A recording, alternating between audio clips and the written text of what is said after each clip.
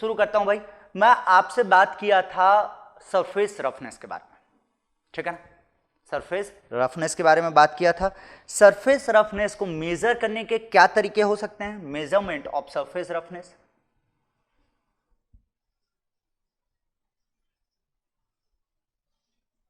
Measurement of surface roughness, ठीक है। सो देखिए इसके तरीके क्या हो सकते हैं? By observation, by observation and touch, touch करके या ऑब्जर्व करके आप सरफेस रफनेस के बारे में बात कर सकते हैं। बट ये आपका बहुत ज्यादा डेविएशन रहेगा सरफेस रफनेस में, तभी पता चलने वाला है, ठीक है ना। आप अगर धीरे धीरे सरफेस रफनेस इस तरीके से करते गए, मतलब आप सरफेस फिनिशिंग स्ट्रॉन्ग करते गए, बहुत अच्छा सरफेस फिनिशिंग करते गए, तो इस तरीके से देखना मुश्किल हो जाएगा, फिर आपको इक्विपमेंट की जरूरत पड़ने वाली है। अच्छा ऐसा है, ठीक है। शुरू कर रहे हैं भाई।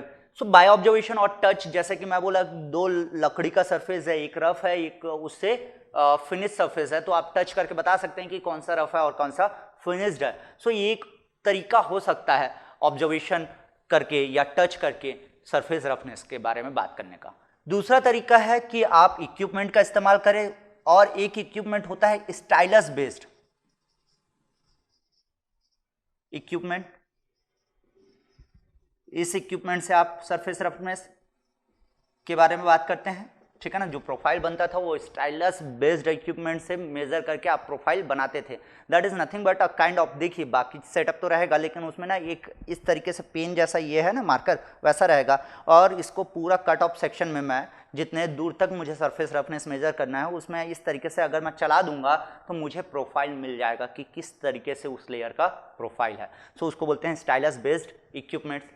आपका एक होता है सबसे अच्छा तरीका, वो होता है इंटरफेरोमेट्री। इंटरफेरोमेट्री,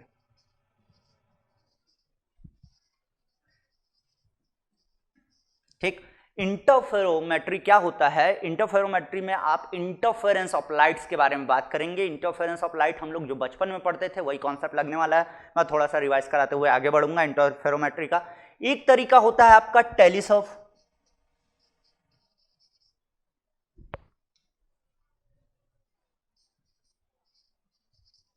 टेलीस्कोप भी आपका एक तरीका होता है। ये व्हीट स्टोन जो ब्रिज होता है ना उसके बेसिस पे काम करता है, ठीक है। इससे भी आप सरफेस रफनेस मेजर कर सकते हैं। क्लियर है, ठीक है। सो अगर मैं बात करूं, आपको देखना है इंटरफेरोमेट्री जो कि इंटरफेरेंस ऑफ लाइट पे काम करने वाला है, ठीक है। सो आज हम लोग डिस्कस करने वाले हैं अबाउट इंटरफेरोमेट्री।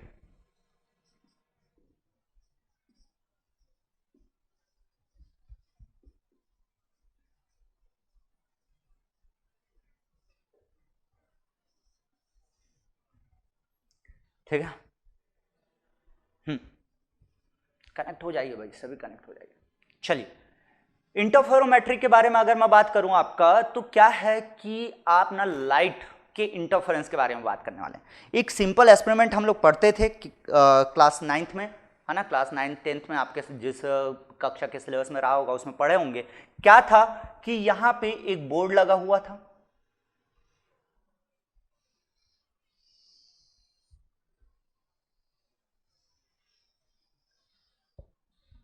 इसमें मैंने दो होल कर दिए, एक एंड दो।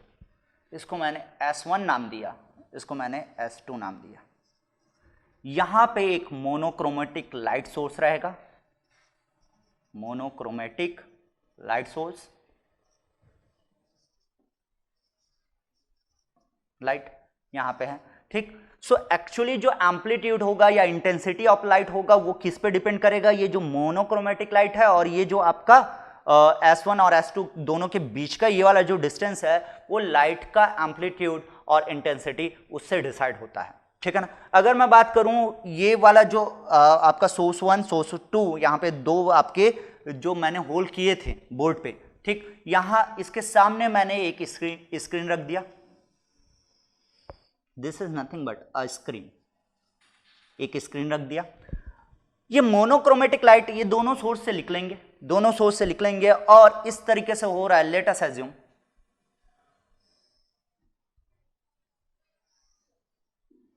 इस तरीके से हुआ, ठीक। सिमिलरली ऐसा भी हो सकता है,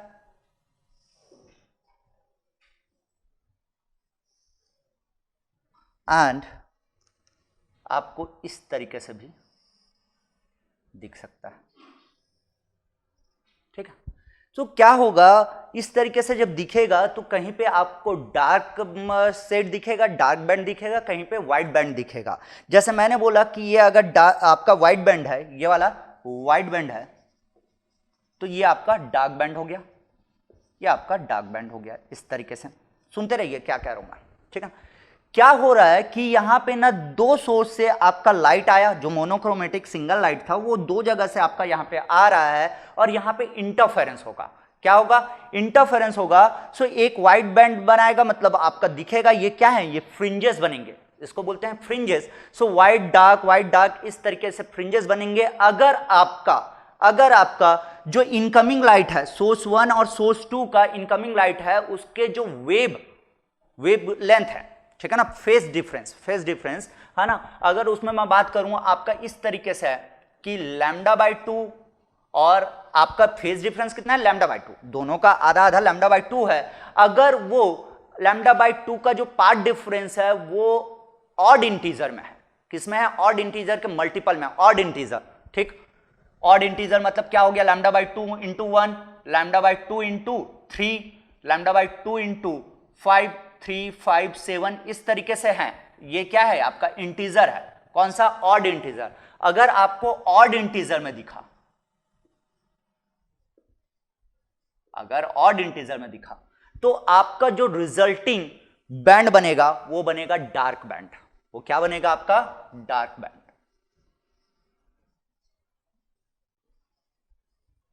ठीक। हाँ, कनेक्ट हो जाइए, मैं जस्ट स्टार्ट किया हूं। गियर टूथ वन बता दीजिए। हाँ, डिमांड बढ़ते जा रहा है, कनेक्ट हो जाइए, ठीक है ना।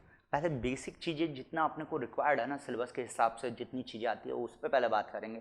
उसके अलावा भी बहुत सारी चीज़ें, मैं अगर माइक्रोमीटर ही पढ़ाने बैठूँ तो दिन भर टाइम निकल जाएगा माइक्रोमीटर। लेकिन इंपॉर्टेंट क्या है कि वहाँ से क्वेश्चंस किस तरीके से आते हैं, ठीक है, ये इंपॉर्टेंट है, ठीक है भाई। सो ऑड इंटीजर में रहेगा, अगर ऑड इंटीजर में रहेगा इस तरीके से, तो आपको क्या दिखेगा, आपको डार्क बैंड दिखेगा। अगर ये λ/2 आपका लैम्डा इज द वेवलेंथ, है ना, अगर आपका λ/2 जो पार्ट डिफरेंस है वो इवन इंटीजर के मल्टीपल में है, इवन इंटीजर के मल्टीपल में है,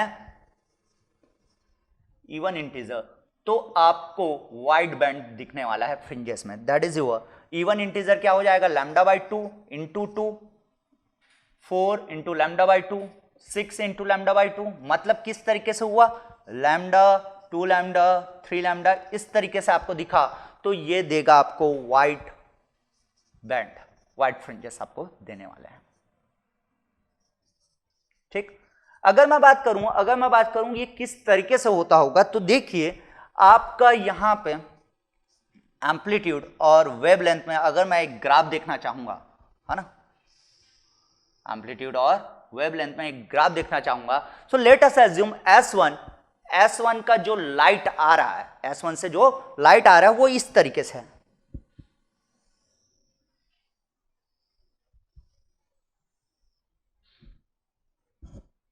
वो इस तरीके से, लेट अस एज्यूम, ठीक। ये क्या हो गया, S1 की वजह से जो आ रहा है, क्लियर है। ये जो पार्ट डिफरेंस है दैट इज हुआ λ/2, ये वाला आपका वेवलेंथ λ/2, ठीक। अब देखिए आपका S2 से जो आया, S2 से आया, लेट अस एज्यूम वो इस तरीके से आया और यहीं पे मैच किया,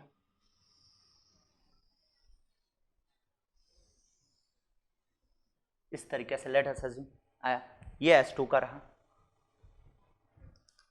ये S1 का हुआ, ये S2 का हुआ। सो इसका रिजल्टेंट क्या होगा, रिजल्टेंट ऑब्वियस है, इस फॉर्म में दिखेगा ऐसा कुछ, ठीक। सो this is the your resultant, ये आपका रिजल्टेंट हुआ। सो देखिए इस समय क्या होगा, रिजल्टेंट आपका ऑब्वियस है ना, दोनों मिलके एक बड़ा एम्पलीट्यूड क्रिएट करेगा और ये व्हाइट फ्रिंजेस क्रिएट करने वाले हैं। ये क्या बनाने वाले हैं, ये इस टाइप का इंटरफेरेंस कहलाता है कंस्ट्रक्टिव इंटरफेरेंस। ये क्या कहलाता है, ये पढ़े हुए हैं भाई हम लोग, कंस्ट्रक्टिव इंटरफेरेंस।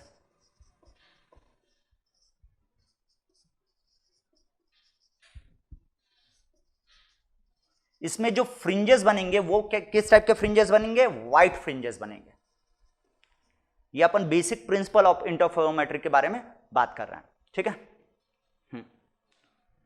आगे अगर मैं बात करूं आपका, इसमें अगर S1 और S2 का पाथ डिफरेंस λ/2 है, अभी ये दोनों क्या था, सेम पाथ में थे, अगर उसका पाथ डिफरेंस λ/2 रहा, इस तरीके से रहा,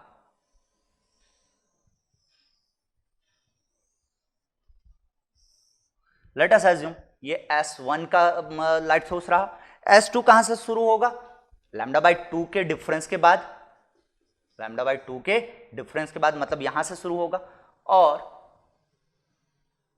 वो इस तरीके से आया, वो इस तरीके से आया। सो जो रिजल्टेंट बनेगा वो कैसा रहेगा, ऑलमोस्ट इसी पे लैप कर जाएगा। This will be the resultant, this will be the resultant. अगर ये रिजल्टेंट है सो ये दिखाई नहीं देगा भाई, इसीलिए किस तरीके के फ्रिंजेस होते थे, डार्क फ्रिंजेस। किस तरीके के फ्रिंजेस होते हैं, डार्क फ्रिंजेस, ठीक। सो ये जो कॉन्सेप्ट है, ये जो चीज है इंटरफेरोमेट्री का, इसी का इस्तेमाल करने वाले हैं with the help of optical flat. कैसे करते हैं, अगर मैं बात करूं ऑप्टिकल फ्लैट किस तरीके से होगा, देखिए नॉर्मली जो ऑप्टिकल फ्लैट होता है वो क्वार्ट्ज का बना होता है,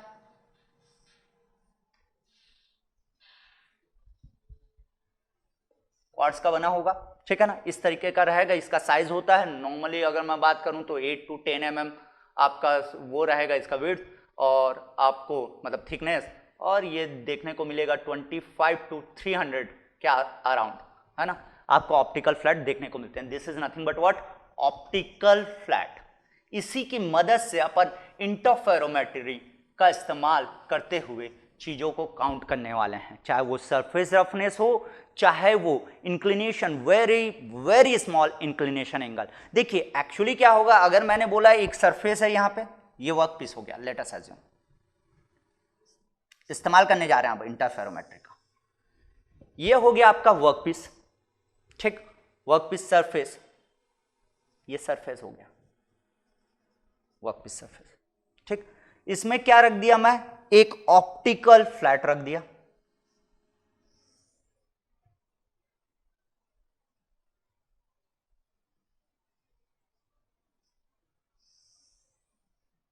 and let us assume my dear, optical flat रखने के बाद ना, ऑप्टिकल फ्लैट इस तरीके से रखा है इस सरफेस पे। एक्चुअली आप अगर ऐसी देखना चाहोगे तो इस सरफेस पे कोई भी इंक्लिनेशन नहीं दिखेगा, लेकिन ऑप्टिकल फ्लैट रखे तो इंक्लिनेशन आएगा, उसमें वो बताएगा, ऑप्टिकल फ्लैट आपका इंक्लिनेशन बताएगा। और मैं यहां पे एज्यूम कर रहा हूं आपको दिखाने के लिए, मैं मान लिया कि इसका थीटा जो है वो इतना इंक्लाइन हुआ, वो इस तरीके से ऑप्टिकल, ये क्या है आपका ऑप्टिकल फ्लैट है, ऑप्टिकल फ्लैट इस तरीके से इंक्लाइंड हुआ, ठीक।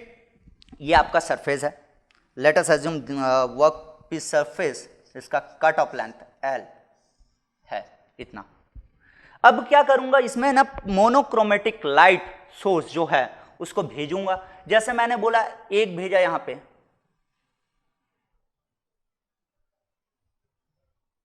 ये मैंने एक भेजा, S1 से आया या L1 बोल दिया, एक लाइट रे आया, है ना, मोनोक्रोमेटिक लाइट रे। तो होगा क्या, ये जो ऑप्टिकल फाइबर है ना, इसके बॉटम से कुछ पोर्शन ऑफ लाइट, ये जो लाइट आ रहा है उसके आपके ऑप्टिकल फाइबर के बॉटम से रिफ्लेक्ट हो जाएगा, और कुछ पोर्शन ट्रांसमिट होकर किस में टकराएगा, आपके वर्क सरफेस में टकराएगा। मैं कह रहा हूं कि ये जो लाइट आ रहा है उसमें से कुछ पोर्शन आपका यहां से रिफ्लेक्ट हो गया, ठीक, एंड कुछ पोर्शन यहां पे नीचे आने के बाद आपका वर्क सरफेस पे टकरा के रिफ्लेक्ट हो गया, इस तरीके से, ठीक।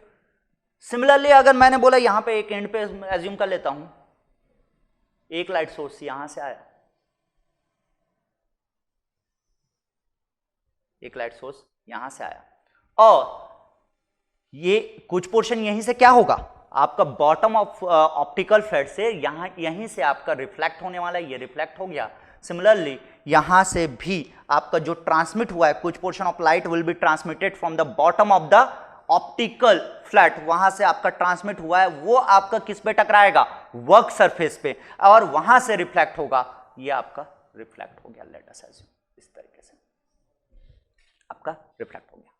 ना माय डियर, इसको नेमिंग कर देता हूं। अगर मैंने बोला इसको ए बोल दिया, इसको बोल दिया बी, इस पॉइंट को बोल दिया सी, इसको बोल दिया डी, और इसको बोल दिया ई। सिमिलरली इसको मैंने बोल दिया ए डैश, इसको बोल दिया बी डैश, इसको बोल दिया सी डैश, ये हो गया डी डैश, एंड ये हो गया आपका ई डैश।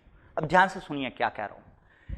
ये जो कुछ पोर्शन आपका बॉटम ऑफ ऑप्टिकल फ्लैट से रिफ्लेक्ट होके गया है, बॉटम ऑफ ऑप्टिकल फ्लैट से जो रिफ्लेक्ट होके गया है और जो आपका वर्क सरफेस से रिफ्लेक्ट होके गया है, दोनों में एक पार्ट डिफरेंस होगा, पार्ट डिफरेंस होगा। अगर वो lambda by 2 will be the your path difference, अगर वो लैम्डा बाई 2 आपके ऑड इंटीजर के मल्टीपल में है तो वो डार्क फ्रिंजेस क्रिएट करेगा, और अगर वो आपका इवन के मल्टीपल में है तो वो व्हाइट फ्रिंजेस आपका क्रिएट करने वाला है। लेट अस अज्यूम ये पूरे लेंथ में ना n number of fringes, n fringes generate हो रहा है, n व्हाइट फ्रिंजेस बोलना चाहिए, ठीक है ना, जनरेट हो रहा है। अब देखिए यहां पे क्या होगा कि ये जो पार्ट डिफरेंस है, ये वाला जो रेड लाइन है और ये जो ब्लैक लाइन है, मतलब मैं बोलूं A D and CE, A D और सीई का जो पार्ट डिफरेंस होगा वो किसकी वजह से है, दैट इज नथिंग बट आपका ये जो दिख रहा है ए बी और ये जो बी सी है उसकी वजह से है। मतलब मैं कह सकता हूं कि A D and CE part difference should be equal to क्या होना चाहिए, ये इसका पार्ट डिफरेंस, दोनों के बीच जो पार्ट डिफरेंस हो रहा है that should be equal to A B plus B C के बराबर, A B plus B C के बराबर होगा। मतलब सिमिलरली यहां पे भी मैं कह सकता हूं कि C D A dash and D dash, A dash D dash and C dash E dash का जो पार्ट डिफरेंस होगा that should be equal to A dash B dash plus B dash C dash. मतलब आपका A dash B dash plus B dash C dash, आपका ये दोनों जो light हैं उसके पार्ट डिफरेंस होंगे। बाकी बाद में ये जो दोनों जाके मिलेगा, है ना, अगर इस तरीके से हुआ तो डार्क फ्रिंज और इस तरीके से हुआ तो आपका व्हाइट फ्रिंज देखने को मिलेगा वहां पे, है ना। अब क्या हुआ कि n नंबर ऑफ फ्रिंजेस, यहां से लेके यहां तक कितने टोटल फ्रिंजेस आ रहे हैं, बोला मैं n number of fringes, and remember white fringes के बारे में आप बात करेंगे, n number of white fringes हैं, ठीक। सो अगर n number of white fringes है यहां पे, है ना, तो क्या होगा, a dash plus B dash, A dash B dash plus B dash C dash, ये पार्ट डिफरेंस है। सो एक चीज आपको क्या समझ में आ रहा है, ए डैश बी डैश और बी डैश और सी डैश जो लेंथ है ऑलमोस्ट इक्वल है, क्योंकि थीटा बहुत कम था, ये ऑलमोस्ट सेम रहेगा। मतलब मैं कह सकता हूं A dash B dash almost equal to C dash B dash के बराबर। मतलब ये जो पार्ट डिफरेंस था, ये वाला जो था, इसकी वजह से टोटल आपका lambda by 2 is the part difference, N fringes हो रहे हैं तो एन लैम्डा बाई 2 हो जाएगा, ठीक। सो ये आपका A dash B dash plus B dash C dash equal to N lambda होने वाला है। अगर मैं बात करूं ये दोनों आपका क्या होगा, अगर दोनों इक्वल है, ऑलमोस्ट इक्वल है, तो that should be equal to 2 A dash B dash कह सकता हूं, 2 A dash B dash, 2 A dash B dash equal to N lambda by 2, sorry यहां पे एन लैम्डा बस होगा ना, एन लैम्डा बस होगा, एन लैम्डा टोटल आपका वेवलेंथ एन लैम्डा, अब लैम्डा बाई 2 आने वाला है, टोटल आपका नंबर ऑफ फ्रिंजेस उसमें वेवलेंथ में आने वाला है, ठीक। हाँ ठीक है। अब देखिए आपका यहां पे A dash B dash equal to क्या लिख सकता हूं मैं, उसको इधर ला रहा हूं, A dash B dash equal to N lambda by 2, a dash b dash equal to I can write n lambda by 2. Now my dear, A dash B dash आपका क्या था, ये वाला जो लेंथ है वो बहुत कम है, ये वाला लेंथ बहुत कम है, तो क्या इसको मैं इसमें परपेंडिकुलर मान सकता हूं वर्क सरफेस में, क्योंकि मैं पहले ही बोला था थीटा क्या है, बहुत कम है, आपको ऐसे ही नहीं दिखने वाला, आप नेकेड आइज से नहीं देख सकते, तो ये बहुत कम है। सो ए डैश बी डैश परपेंडिकुलर, मैं प्रिंसिपल बता रहा हूं किस तरीके से काम करता है ना। सो ए डैश बी डैश इसमें परपेंडिकुलर होगा। सो आपको एक इस तरीके से ट्रायंगल दिखा, आपको इस तरीके से एक ट्रायंगल दिखेगा, ये हो गया A dash B dash and this is your theta and this distance is L, this distance is L.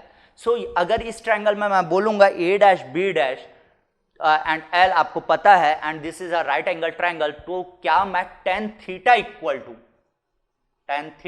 To A dash B dash divided by L लिख सकता हूं। और थीटा क्या है, बहुत कम है, theta is very small, theta is very small, बहुत कम है। So almost tan theta can be written as theta, अरे tan 0 इक्वल टू 0 होता है, तो tan थीटा इक्वल बहुत स्मॉल है तो उसको थीटा लिख सकता हूं। ए डैश बी डैश क्या है, A dash B dash is the N lambda by 2 N lambda by 2 divided by L, मतलब N lambda divided by 2l will be your theta, should be your theta. So this is about your optical flats interferometry. ये just अभी एक concept के बारे में बात किए, इसके क्वेश्चन किस तरीके से होंगे उसके बारे में मैं बात करूंगा, पहले नोट कीजिए। शुरू कर रहे हैं अपन। देखिए आपने थीटा निकाल लिया, दैट इज योर एक्चुअल, आप जो निकालना चाह रहे थे, डिफरेंस जो निकालना चाह रहे थे वही थीटा था। अब देखिए ये जो ऑप्टिकल फ्लैट है ना, इसको और कहाँ कहाँ इस्तेमाल करते हैं, ऑप्टिकल फ्लैट को ना आप स्लिप गेज के लिए भी इस्तेमाल कर सकते हैं, जो डिफरेंस ऑफ स्लिप गेजेस होने वाले हैं या वियर होने वाले हैं। अगर मैं बात करूं आपका फ्रिंजेस नॉर्मली ना अगर एकदम सही हैं तो इस टाइप से कुछ अपीयर हुआ आपके फ्रिंजेस ऑप्टिकल फ्लैट में, ये हो गया let us assume optical flat. So यहाँ पे फ्रिंजेस इस तरीके से हुए, ठीक है, आराम से बढ़िया स्पेसिंग के साथ ये फ्रिंजेस हुए। आपका ऑप्टिकल फ्लैट अभी एकदम फ्लैट है, बहुत बढ़िया सरफेस है, इस हिसाब से आपके फ्रिंजेस ऐसे जनरेट हुए। जैसे ही मैंने बोला कि आपका जो ऑप्टिकल फ्लैट है ना, वो उस सरफेस पे रखे हो, स्लिप गेज के उस सरफेस पे रखे हो जो स्लिप गेज आपका वियर हो गया है। क्या हो गया है, वियर हो गया है, तो ये जो लाइन है वो कन्वर्ज होते हुए दिखेंगे ऐसे। सो जो कन्वर्जिंग रहेंगे, कन्वर्जिंग फ्रिंजेस, मतलब आपका जो फ्रिंज गैप है वो बहुत कम होने वाला है, वो बहुत कम होने वाला है। और हो सकता है अगर मैं वो थीटा बढ़ा दूं, ये जो ऑप्टिकल फ्लैट का जो थीटा था, अगर ये थीटा था, इसको धीरे धीरे बढ़ाते जाऊंगा तो आपको दिखेगा कि ये छोटे छोटे लाइन में आपके आते जाएंगे एकदम, मतलब मैं बोल सकता हूं जो ये बैंड विड्थ है ना, आपका जो बैंड विड्थ है या फ्रिंजेस विड्थ है वो धीरे धीरे कम होते जाएंगे, थीनर होते जाएंगे, और एक टाइम के बाद अगर एक बियॉन्ड लिमिट के बाद मैंने थीटा को बढ़ा दिया तो आपको दिखेगा कि वहां पे फ्रिंजेस दिखेंगे भी नहीं, डिसअपीयर हो जाएंगे। ठीक, मतलब मैं कह सकता हूं कि अगर मेरा कन्वर्जिंग फ्रिंज मिला, कैसा फ्रिंज मिला, कन्वर्जिंग फ्रिंज मिला, it means that theta is more, theta is more. ठीक, यस, वेरी थिंग, ठीक।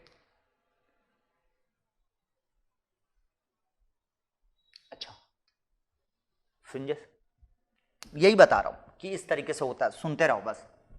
ऐसे तो फ्रिंजेस क्या होते हैं क्या नहीं होते, बेसिक मैंने एक बताया, जस्ट ओवरव्यू दिया। आपको और जानना है, बहुत डिटेल में जानना है ना, तो आप बाकायदा कक्षा 9 में जो किताब पढ़े हो वहां पे उठा सकते हो, लेकिन उसकी जरूरत नहीं है, जितना मैं बताया काफी है, वो ज्यादा ही बताया। ठीक है, सुनते रहो क्या कह रहा हूं। ये जो ऑप्टिकल फ्लैट है ना, ये स्लिप गेज का वियर मेजरमेंट के काम आता है, डिफरेंस मेजरमेंट के काम आता है। सो उस समय ऑप्टिकल फ्लैट को जब यूज करते हो तो उसको बोलते हैं कॉम्परेटर, मतलब मैं कह सकता हूं optical flat as comparator, as comparator अगर आप इस्तेमाल करने जा रहे हैं तो कैसे होगा, देखिए। ये हो गया आपका एक सरफेस, इसको बोल दिया मैं सरफेस प्लेट हो गया ये मेरा।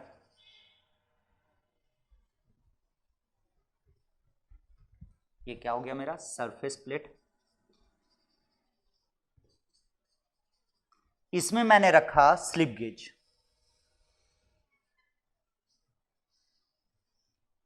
इसमें मैंने 2 स्लिप गेज,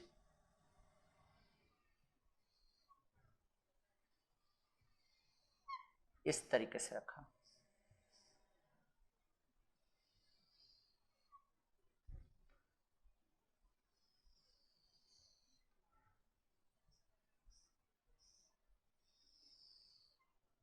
ये एक स्लिप गेज हो गया, ये दूसरा स्लिप गेज हो गया, ठीक।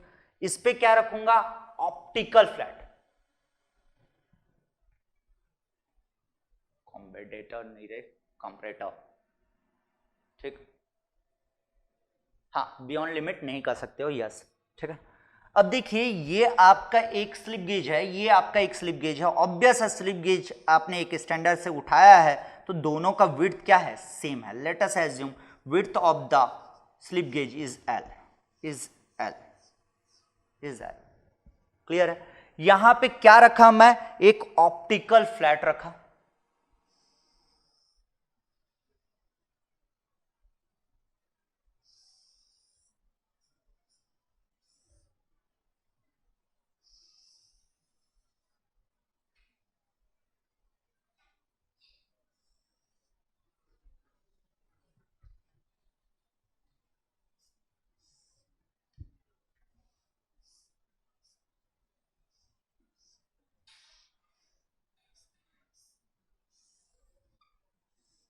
ये ऑप्टिकल फ्लैट रख दिया। This is nothing but optical flat.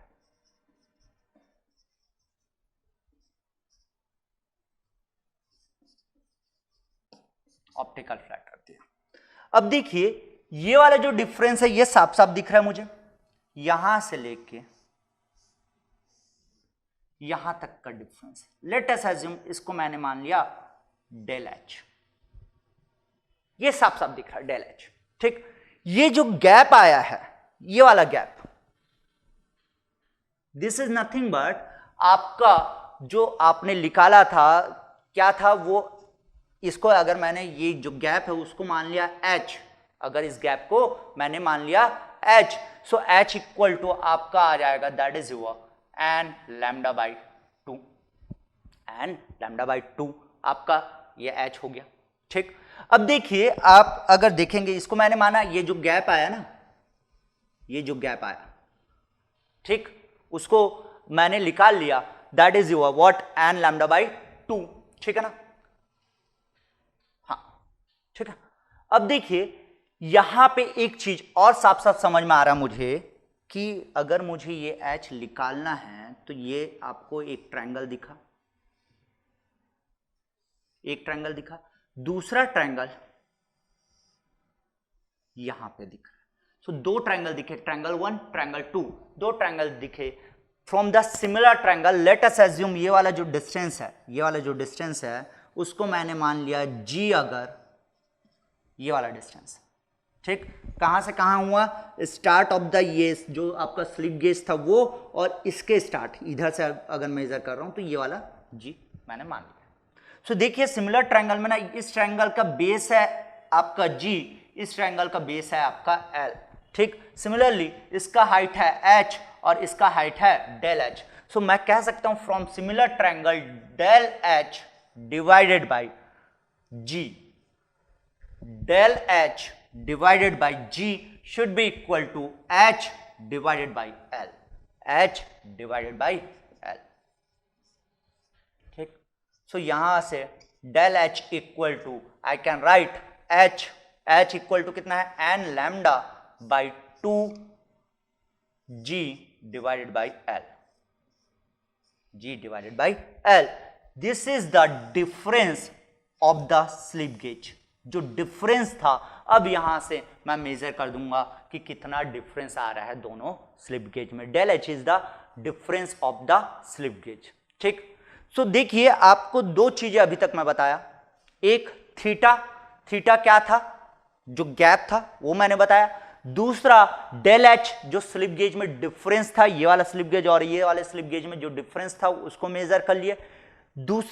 तीसरी चीज मैं बताने जा रहा हूं, एक होता है पैरेललिज्म एरर। एक लास्ट चीज मैं पैरेललिज्म एरर के बारे में जस्ट बात करूंगा। फॉर्मूला जो है ये पैरेललिज्म एरर, ठीक है बात कर लेते हैं। पैरेललिज्म एरर क्या होगा कि आप ये जो है एक होता है इंटरफेरोमेट्री में, है ना, एनपीएल आपका लेंस के थ्रू आप लाइट इंटरफेरेंस का इस्तेमाल करने वाले हो। वो किस लिए यूज होगा? वो फ्लैटनेस मेजर करने के लिए यूज होगा। This is also use optical flat as comparator is used it is also used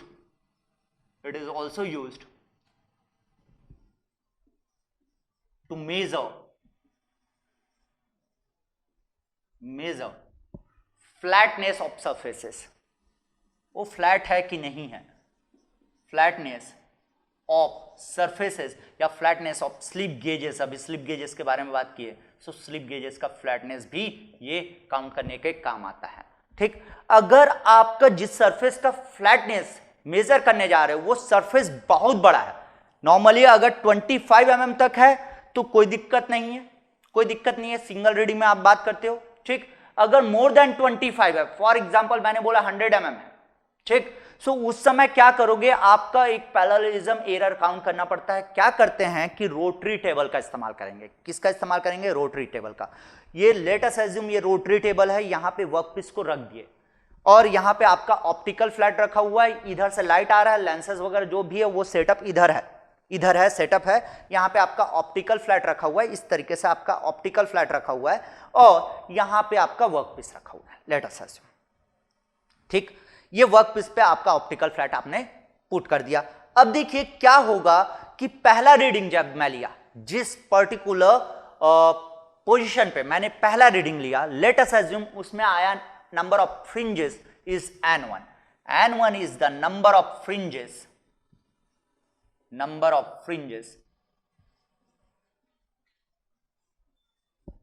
in first reading.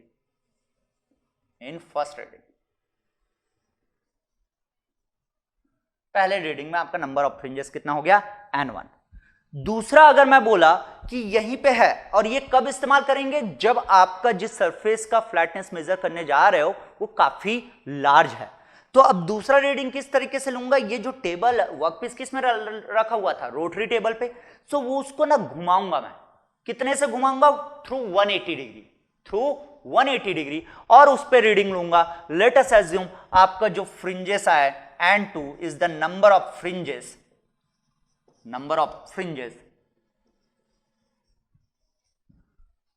when table rotates by 180 degree, ये n2 होगा। ठीक, सो आपका दोनों में जो डिफरेंस है वो होगा आपका n2 minus n1 into wavelength, that should be the lambda by 2. लेकिन अगर आपको पैरेललिज्म एरर बोला तो इसका हाफ है पैरेललिज्म। सेटअप से आप समझ सकते हैं, लेकिन जस्ट फॉर्मूला रिमेंबर रखना है, वो है आपका पैरेललिज्म एरर। क्योंकि ये आपका क्या होगा? n2 और n1, मतलब n2 अगर मैं बोलूं n1 पहला रीडिंग आया तो n1 इंटू लैम्डा बाई 2 पहला आपका डिफरेंस बताएगा, या थीटा मैं बोल दिया, थीटा 1 बोल दिया, थीटा 2 आपका क्या आ गया? That is your n2 lambda by 2, इस तरीके से आ गया। सो थीटा 2 माइनस थीटा 1 क्या आ जाएगा? That should be the n2 minus n1 lambda by 2। लेकिन मुझे क्या चाहिए? ये जो थीटा 2 माइनस थीटा 1 है उसका half, that should be the error, है ना। सो पैरेललिज्म एरर विल बी इसमें आप एक हाफ और मल्टीप्लाई कर देंगे, मतलब 1/2 इसका हो जाएगा। तो this should be the parallelism error. Just remember this formula, है ना। तो इंटरफेरोमेट्री में इतनी ही सारी चीजों के बारे में बात होती है। ये सेटअप जो है पैरेललिज्म एरर का, आप देख सकते हैं जो मैं बताया हूं यहां पे इमेजिन करवाया हूं, है ना, वो वैसा ही कुछ आपको दिखने वाला है। क्लियर है? ठीक, 2016 में आया हुआ क्वेश्चन है, 2016 का क्वेश्चन है। क्या बोल रखा है? 2 optically flat plates of glass are kept at a small angle theta as shown in figure monochromatic light is incident vertically if the wavelength of light used to get a fringe spacing of 1 mm is 450 nanometre. ठीक, इस तरीके से कुछ दिया है। ये हो गया आपका optical flat and this is your workpiece surface. ठीक है, and this is your theta. यहां पे आपका मोनोक्रोमेटिक लाइट आ रहा है, आपका मोनोक्रोमेटिक लाइट आ रहा है। कह रहा है कि आपका जब फ्रिंज स्पेसिंग जो है वो हुआ 1 mm, उस समय आपका जो लैम्डा है, लैम्डा कितना है, that is equal to, lambda कितना हुआ डियर, 450 नैनोमीटर। क्या ये मेंशन है नैनोमीटर में? यस। ठीक, उसके बाद कह रहा है कि जब फ्रिंज स्पेसिंग 1.5 हो जाए, फ्रिंज स्पेसिंग कितना हो जाए, 1.5 mm हो जाए, तब लैम्डा की वैल्यू क्या होगी ये पूछा है। ठीक है ना। एक चीज ये बताइए, फ्रिंज स्पेसिंग चलिए वो चेंज कर रहा है, वहां तक क्लियर है, लेकिन क्या बोला है वो थीटा चेंज करने के लिए? क्या वो बोला है थीटा चेंज करने के लिए? ये थीटा वो चेंज नहीं होगा। और थीटा थोड़ी देर पहले आपने निकाला था, थीटा इक्वल टू क्या था, थीटा इक्वल टू क्या था भाई, that is your N lambda by 2l, and lambda by 2l, l is the what, this is the l, this is the l, और थीटा आपका चेंज नहीं होने वाला। ठीक, एन आपका क्या हो गया, दैट इज योर फ्रिंजेस, ठीक है ना। सो यहां पे अगर मैं बात करूं, अच्छा सॉरी, यहां पे फॉर्मूला तो यही आया था, L is the what, spacing of the fringes ना, L is the what, spacing of the fringes, theta. ठीक है, हाँ ठीक है भाई। सो यहां से L is the what, spacing of fringes, spacing of fringes के बारे में मैं कहूंगा यहां पे, इसी तरीके से चीजें थी ना, जस्ट वेट। हाँ, 6.20 और 6.44, 6.44 के बारे में मैं बात कर रहा हूं, है ना।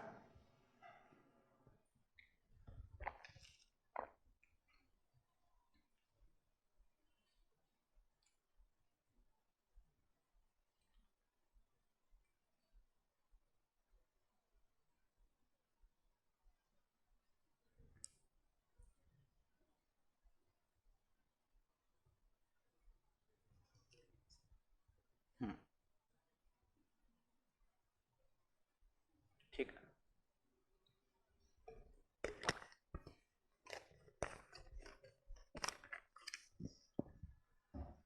ठीक है, आपका लैम्डा बाई 2 ये कह रहा है कि this is nothing but what, अगर मैंने इसको L1 बोला fringe spacing, and this is your fringe spacing L2, theta is the same, theta is the same, it means that I can write theta equal to n lambda divided by lambda 1 divided by 2l1, number of fringes generated, दोनों में जो number of fringe generate हो रहा है that should be the same, क्योंकि parameter अपन change नहीं कर रहे हैं। ठीक है ना। सो it will be like this, and here also ये बराबर होना चाहिए n lambda 2 divided by 2l2 के बराबर होना चाहिए। ठीक, सो यहां पे अगर मैं बात करूं n should be cancel, two आपका कैंसल हो जाएगा, टू आपका कैंसल हो जाएगा, मतलब लैम्डा 1 आपका 450 नैनो माइक्रोमीटर, ये L1 1 mm स्पेसिंग पे था, आपका लैम्डा 2 निकालना है, L2 1.5 आपका स्पेसिंग पे था। ठीक, सो आपका लैम्डा 2 यहां पे मिल जाएगा, लैम्डा 2 शुड बी, जो वेवलेंथ है वो चेंज होगा, और वो वेवलेंथ हो जाएगा 450 इंटू 1.5। सो जो भी आंसर हो रहा है वो नैनोमीटर में हो जाएगा। अब वापस सुनिए क्या कह रहा हूं, देखिए इसमें क्या बोला है, इस क्वेश्चन में बोला है कि थीटा तो वही का वही रहेगा, थीटा वही का वही रहेगा, लेकिन आपका जो है वो स्पेसिंग, जो आपके नंबर ऑफ फ्रिंजेस हैं, ठीक, नंबर ऑफ फ्रिंजेस जो हैं वो क्या है, आपका सेम है, नंबर ऑफ फ्रिंजेस सेम है, but spacing will be different. पहले स्पेसिंग कितना था 1 mm था, अभी 1.5 mm हो जाएगा। सो 1 mm एंड 1.5 mm अगर मैंने बोला यहाँ पे, है ना, सो आपका क्या हो जाएगा, this should be the 1 mm में आपका λ1 जितना था, number of fringes will be same, number of fringes will be same, क्योंकि थीटा चेंज नहीं हो रहा है। सो आपका ये कैंसिल हो जाएगा, λ1 by L1 equal to λ2 by L2। यहां से अगर मैं कैलकुलेट करूंगा तो yes 675 nanometre should be the answer, 675 nanometre should be the answer. आपका ये आया हुआ है गेट 2003 में, क्वेश्चन मैं पढ़ रहा हूं क्या कह रहा है।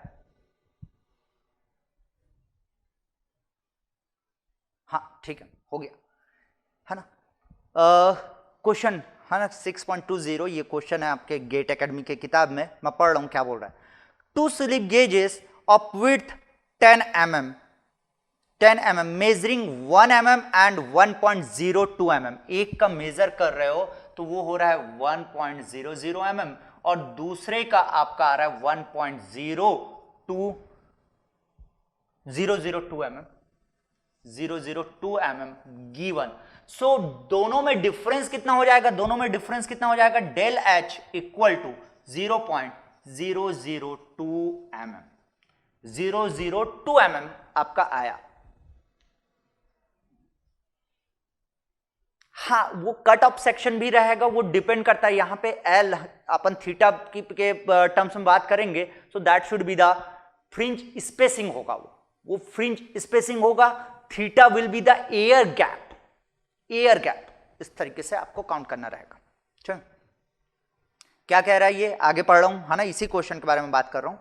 ये कह रहा है are kept side by side in contact with each other length wise and optical flat is resting on the slip gauge. ठीक है भाई, है ना, आपका ऑप्टिकल फ्लैट स्लिप गेज में रख रहे हैं as shown in the figure. ठीक है, आपका ऑप्टिकल फ्लैट इस तरीके से रखा हुआ है।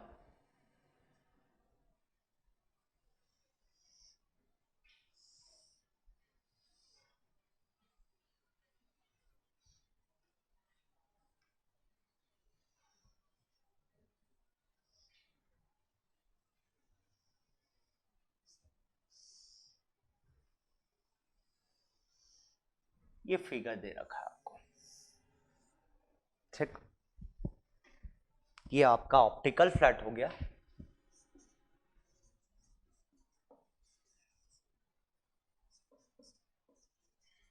और ये आपका स्लिप गेज हो गया।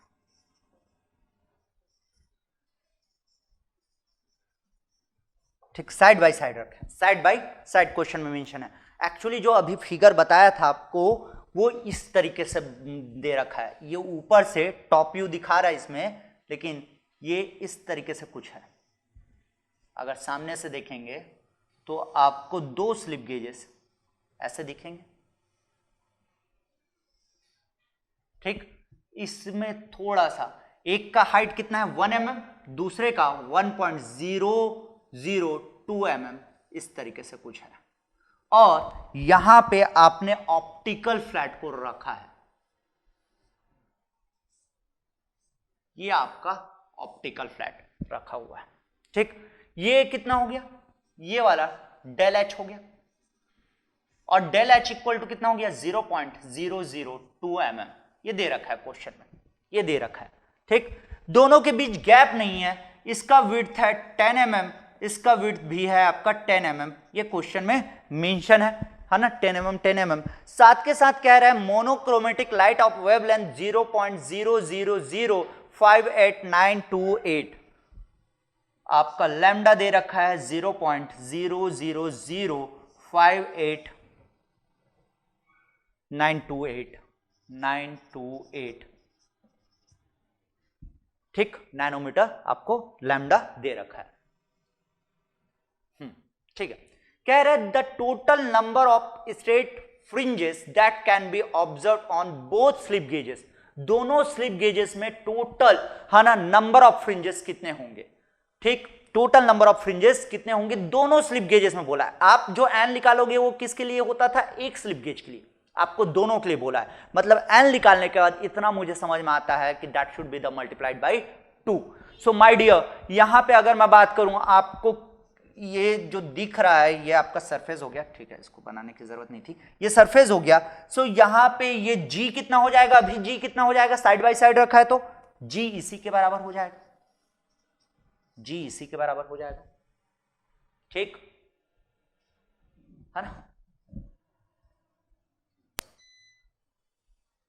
फिगर दिया रहता है या बनाना पड़ता है, फिगर दिया रहता है नॉर्मली जब भी क्वेश्चंस आते हैं, है ना, कुछ में आपको हो सकता है समझने के लिए जरूरत पड़ सकती है, ठीक है,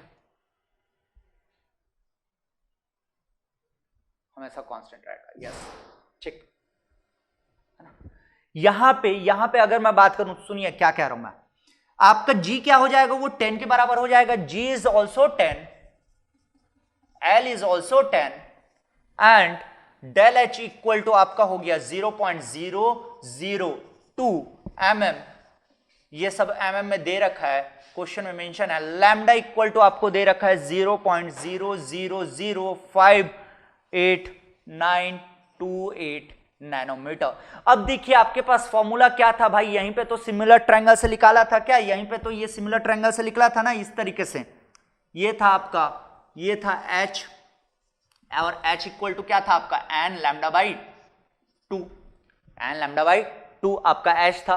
सो यहां से अगर मैं बात करूं, एक सिमिलर ट्रायंगल ये हो गया, that is your h by l, और दूसरा सिमिलर ट्रायंगल ये हो गया डेल h बाई g, यही था, ठीक। सो यहां से अगर मैं बात करूं, आपका क्या है, del h equal to H L into G, और h equal to I can write n lambda by 2 into L into G, और ये हो गया डेल h। अब देखिए इस क्वेश्चन में ना आपको ये पता है, लैम्डा पता है, l पता है, g पता है, सिर्फ और सिर्फ नंबर ऑफ फ्रिंजेस निकालना है, और ये जो नंबर ऑफ फ्रिंजेस निकलेंगे वो एक स्लिप गेज के लिए रहेगा, इसके लिए, दूसरे के लिए इंटू 2, क्योंकि यहां पे भी तो थीटा सेम है, थीटा क्या है, सेम है, दिस एंगल, ठीक। सो नंबर ऑफ फ्रिंजेस अगर n निकाल लूंगा यहां से n, so n equal to जो भी आ रहा है, n equal to del h, मतलब 0.002 इंटू 2, ये g और l आपस में कैंसिल हो जाएंगे, ठीक है, उधर ले जाता हूं, l इक्वल टू कितना हो गया, l इक्वल टू आपका है 10 और डिवाइडेड बाई g मतलब ये भी हो गया आपका 10, एंड आपका लैम्डा की वैल्यू कितनी हो जाएगी 0.00, ये mm में दिया है, ये mm में देना चाहिए, yes, this is in the mm, क्योंकि इतना कम नैनो में नहीं हो सकता, this should be in the mm, ये mm में होगा, ये mm में। तो डायरेक्ट वैल्यू पुट करता हूं, यूनिट चेंज करने की जरूरत नहीं है, 0.000582928, put the values, get the answer, n equal to जितना भी आ रहा है उसको 2 से मल्टीप्लाई कर दूंगा, तो टोटल आपको मिलने वाला है, ठीक।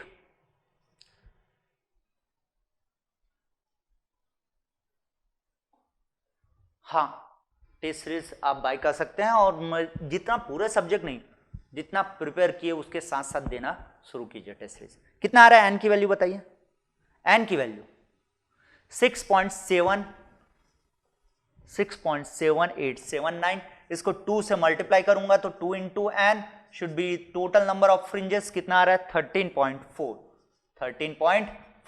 मतलब अकॉर्डिंग टू द क्वेश्चन जो भी नियरेस्ट ऑप्शन है वो है 13, answer option D should be correct for particular this question. अगला क्वेश्चन, मैं पैरेललिज्म एरर के बारे में बात करूंगा। यह क्वेश्चन है 2011 में पीआई में पूछा गया है, मैं क्वेश्चन पढ़ रहा हूं, ध्यान से सुनिए।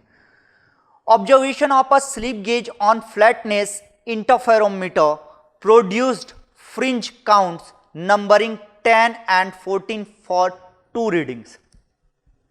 क्वेश्चन है गेट 2011 का, 2 रीडिंग दे रखा है, आपको दे रखा है 10 और 14, है ना, 10 and 14 आपको रीडिंग दे रखा है फॉर 2 रीडिंग्स।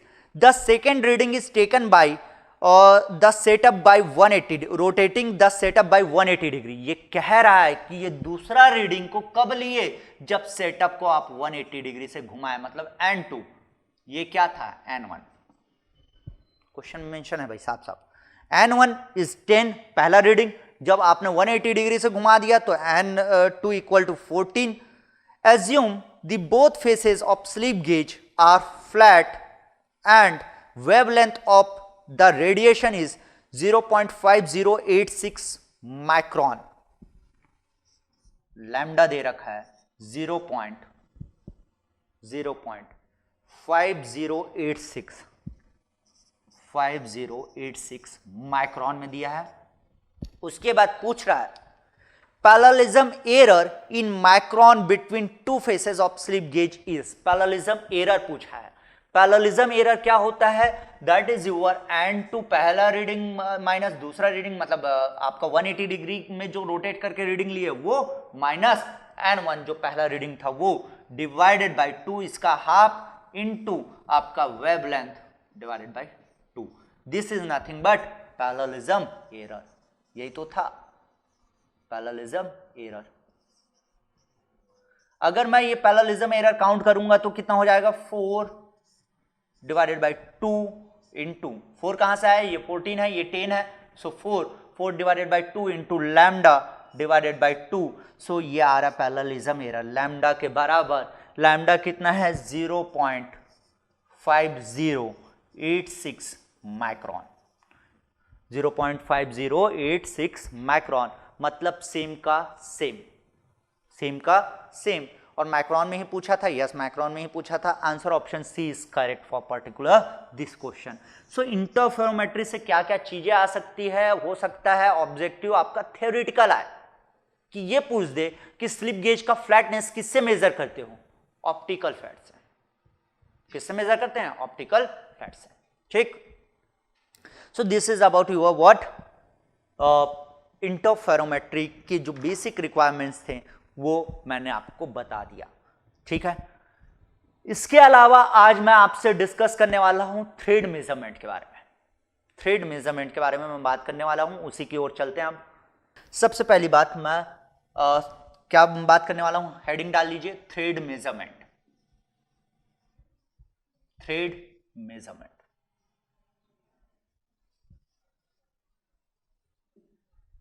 ठीक। अगर मैं थ्रेड मेजरमेंट में बात करूं तो इस तरीके से आपका थ्रेड है। थोड़ा सा पहले टर्मिनोलॉजी समझते हैं।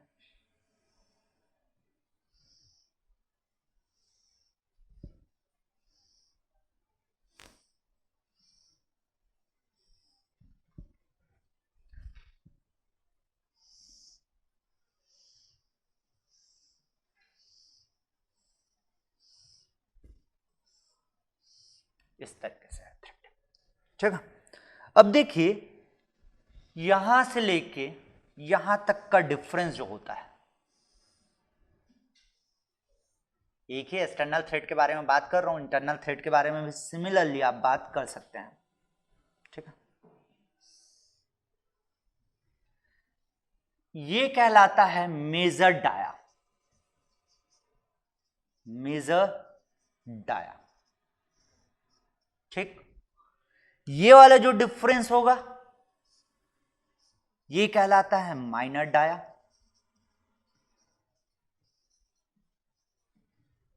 ठीक है। आपका ये दो ऊपर और ऊपर या दो नीचे नीचे जो दिख रहे हैं, है ना, उसके बीच का जो डिफरेंस होता है ये वाला, ये कहलाता है पिच। देखिए पिच की एक प्रॉपर्टी होती है कि थ्रेड को अगर मैं एक रोटेशन घुमाया, थ्रेड को एक रोटेशन घुमाया तो वो जो पिच है that is nothing but axial movement, axial movement.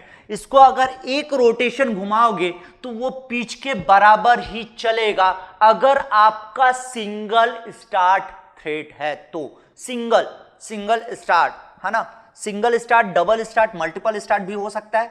Single start thread के बारे में बात कर रहा हूं। अगर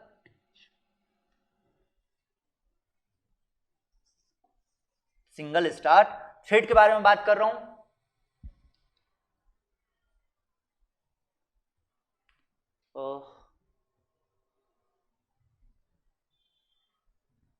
हाँ, सुनिए क्या कह रहा हूं। मैं कह रहा हूं कि ये आपका मेजर डाया है, ये आपका माइनर डाया है, ये आपका पिच है। पिच का जो कॉन्सेप्ट अभी बता रहा हूं ना, ये काफी काम आने वाला है आपका बीएलयू अगर जब मैं पढ़ाऊंगा उस समय भी आपको देखने को मिलेगा। सुनिए क्या कह रहा हूं। पिच अगर आपका सिंगल स्टार्ट है, पिच आपका अगर सिंगल स्टार्ट है तो स्क्रू का अगर एक रोटेशन कंप्लीट होगा, एक बार इसको अगर घुमाओगे तो इसका जो एक्चुअल मूवमेंट होगा वो पिच के बराबर होगा। वो पिच के, लेट अस अज्यूम अगर मैंने बोला ये पिच है 2 mm, ये पिच क्या है 2 mm, सो ये एक बार घूमने पे एक्चुअली मूव करेगा 2 mm सिंगल स्टार्ट में। लेकिन अगर मैंने डबल स्टार्ट बोला, अगर मैंने डबल स्टार्ट बोला तो ये एक रोटेशन में उस समय पिच है 2 mm ही है, लेकिन ये एक रोटेशन में एक्चुअल मूवमेंट उससे पिच से डबल ट्रैवल करेगा। It means that it should be 4 mm। ठीक, पिच रे, पिच PITCH क्या होता है उसी के बारे में बात कर रहा हूं। दिस इज नथिंग बट आपका ये वाला जो डिफरेंस है या ये वाला जो डिफरेंस है, ठीक है ना, उसके बीच का जो डिस्टेंस है उसको पिच बोलते हैं। और ये पिच की प्रॉपर्टी क्या है एक्चुअली, इसको किस तरीके से बोलोगे, इसको अगर एक बार घुमाऊंगा, अगर ये सिंगल स्टार्ट थ्रेड है, इसको एक बार घुमाऊंगा तो इसका एक्चुअल मूवमेंट पिच के बराबर होगा। सिंगल स्टार्ट है, डबल स्टार्ट हुआ तो, डबल स्टार्ट हुआ तो इसको एक बार घुमाऊंगा तो डबल ऑफ पिच ट्रैवल करेगा, डबल ऑफ पिच ट्रैवल करेगा। क्लियर है? ठीक, चलिए आगे बात करता हूं मैं। क्या हुआ, मेजर डाया हो गया, माइनर डाया हो गया, पिच हो गया, and this is your angle. ये टोटल इंक्लूडेड एंगल कहलाता है। ठीक, और thread angle this is nothing but, अगर मैंने इसको बोला, इसको 2 अल्फा से डिनोट कर रहा हूं, किससे डिनोट कर रहा हूं 2 अल्फा से। 2 alpha is the thread angle, is the thread angle.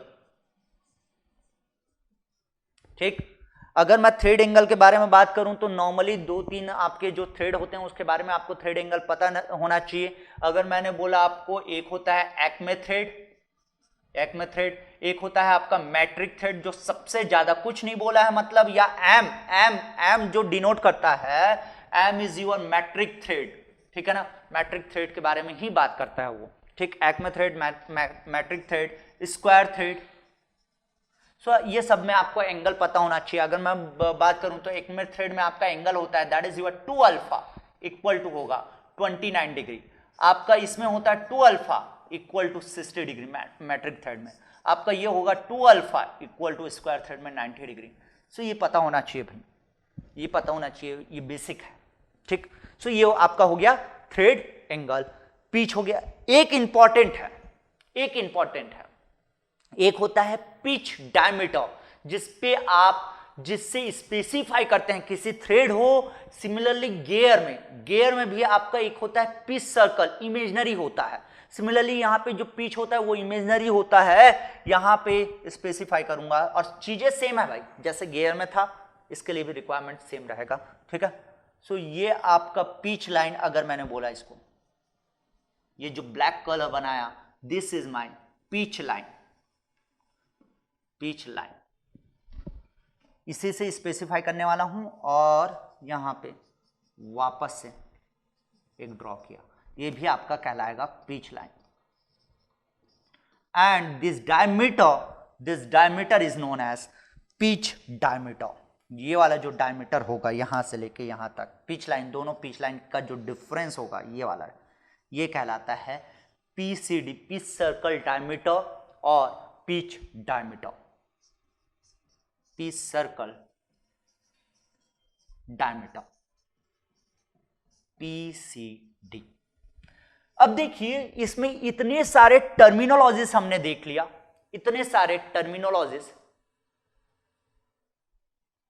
Actual movement, number of start, pitch पर रिवॉल्यूशन, बिल्कुल सही। ठीक है ना, फिजिकली वही चीज 5 मिनट पहले मैंने बोला था। ठीक है, सुनिए आप, अब आपका क्या होगा यहाँ पे, जो मैं बात करने जा रहा हूँ, सारी चीजें टर्मिनोलॉजी, हमने कुछ टर्मिनोलॉजी यहाँ पे देखा, वो मुझे मेजर करना है, वो मेजर करना है, तो किस तरीके से मेजर होगा, किस तरीके से मेजर होगा। अगर मैंने बोला सबसे पहले आप मेजर डाया मेजर करने जा रहे हो, number 1 major dia. So major dia ना, आप नॉर्मली आपका स्क्रू थ्रेड जो होता है that is your micrometer, micrometer से आप है ना उससे मेजर कर सकते हैं। आपका अगर मैं बोलूं एक हो सकता है external micrometer, external micrometer. But micrometer में ना आपको करेक्शन की नीडेड होती है, काफी एरर होता है, बताऊंगा मैं, है ना। कई बार क्वेश्चन में इस तरीके से आता है विद द हेल्प ऑफ, मतलब उसमें करेक्शन फैक्टर भी दिया जाता है, तो उसको किस तरीके से निकालते हैं करेक्शन, मैं बात करूंगा, सुनते रहिएगा बस। सो एक्सटर्नल माइक्रोमीटर का इस्तेमाल करते हुए आप क्या मेजर डाया को निकाल सकते हैं, मेजर डाया मेजर कर सकते हैं, ठीक। दूसरा हो सकता है आपका, दूसरा हो सकता है that is your bench micrometer, bench micrometer. Bench micrometer ज्यादा अच्छा होता है एक्सटर्नल माइक्रोमीटर से, बेंच माइक्रोमीटर होता है, ठीक। और आपका ये भी हो गया। और किससे मेजर कर सकते हैं, एक होता है ऑप्टिकल प्रोजेक्टर। ऑप्टिकल प्रोजेक्टर ना काफी अच्छी चीज है, काफी चीज है। अगर मैं बोलूं एक ऑप्टिकल प्रोजेक्टर अगर आपने खरीद लिया, सो वो ऑप्टिकल प्रोजेक्टर से सारी चीजें इसमें मेजर हो सकती हैं, मतलब सबके लिए आप ऑप्टिकल प्रोजेक्टर इस्तेमाल कर सकते हैं। एक होता है आपका ऑप्टिकल प्रोजेक्टर,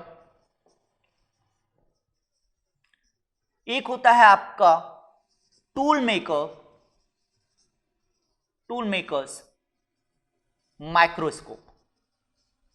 ये भी आपका एक माइक्रोस्कोप है ना, टूल मेकर्स माइक्रोस्कोप, जिसके मदद से आप मेजर डाया निकाल सकते हैं। अगर मैंने बोला आपको माइनर डाया, अगर मैंने बोला आपको माइनर डाया, माइनर डाया, ठीक। सो इसको आप ऑप्टिकल प्रोजेक्टर से निकाल सकते हैं, ऑप्टिकल प्रोजेक्टर यूज होगा।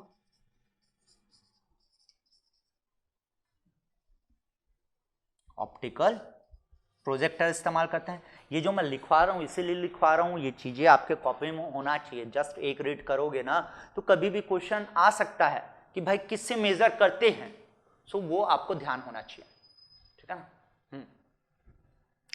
ऑप्टिकल प्रोजेक्टर से मेजर करते हैं। टूल मेकर्स माइक्रोस्कोप, यस यहां पे भी इस्तेमाल कर सकते हो, tool makers microscope.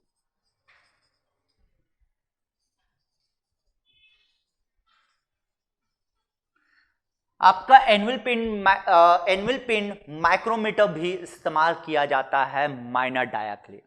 Annual pin micrometer भी आपका इस्तेमाल किया जाता है, ठीक। लेकिन उसके बारे में खैर बात नहीं करना चाहिए। दो इंपॉर्टेंट है, optical projector and tool makers microscope, ठीक। अगर मैं बोला मेजर डाया हो गया, माइनर डाया हो गया, उसके अलावा आपका क्या था, आपका है पिच है, क्या है, एक है आपका पिच। पिच निकालने के लिए आप इस्तेमाल करते हैं पिच गेज, स्पेशली इसी के नाम से आता है पिच गेज। और आपका ऑप्टिकल प्रोजेक्टर से तो सब कुछ मेजर कर सकता हूं, सब जगह आप ऑप्टिकल प्रोजेक्टर तो आंख बंद करके ही लिख दीजिए। ऑप्टिकल प्रोजेक्टर्स है ना काफी यूजफुल होता है फॉर द थ्रेड मेजरमेंट, ठीक। अगर मैं बोला एंगल, एंगल बोला एंगल मेजर करने के लिए,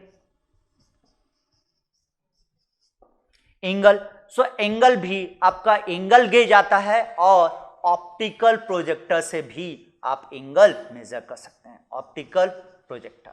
सो ये चीजें अपना हमने काउंट कर लिया, इतनी सारी चीजें हमने काउंट कर लिया। इंपॉर्टेंट क्या है, इंपॉर्टेंट है pitch circle diameter. Pitch circle diameter किस तरीके से मेजर करोगे, कैसे निकालोगे, उसके बारे में मैं बात करता हूं। तो pitch circle diameter most important है ना, दैट इज योर PCD लिख रहा हूं भाई, पिच सर्कल डायमीटर आप काउंट करने वाले हो। सो इसमें यूज होता है आपका वन वायर मेथड, इसमें यूज होता है one wire method,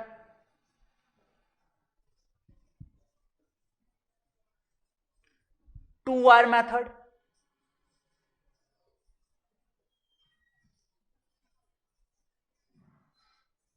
and three wire method.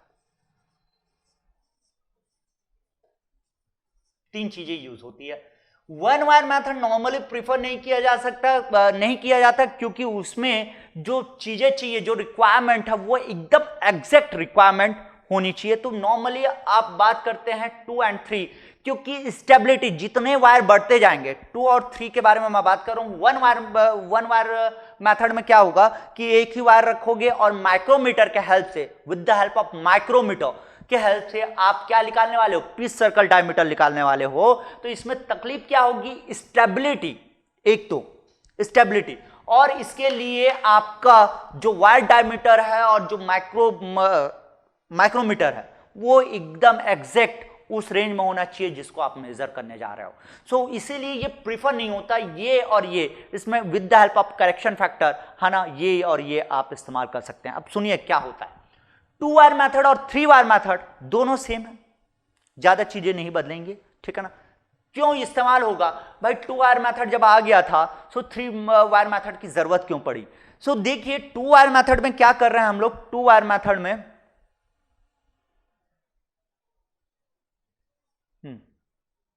Sir lathe machine, हाँ, that is known as lead screw, lead screw, ठीक है। सुनिए क्या है, इधर सुनिए क्या कह रहा हूं मैं आपसे।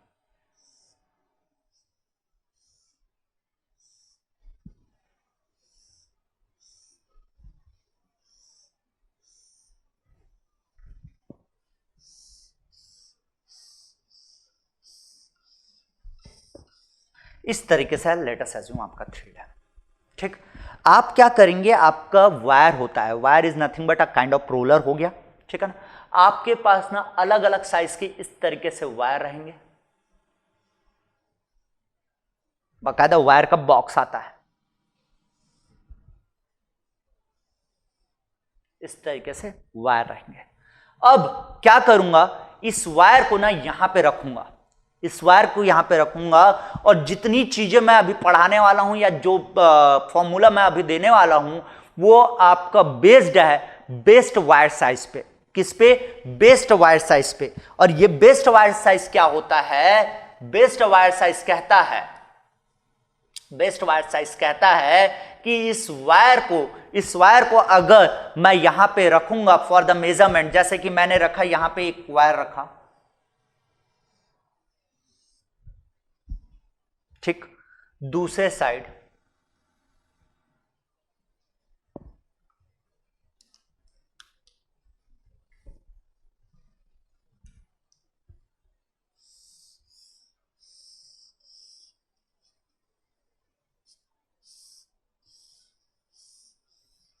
इस तरीके से कुछ है,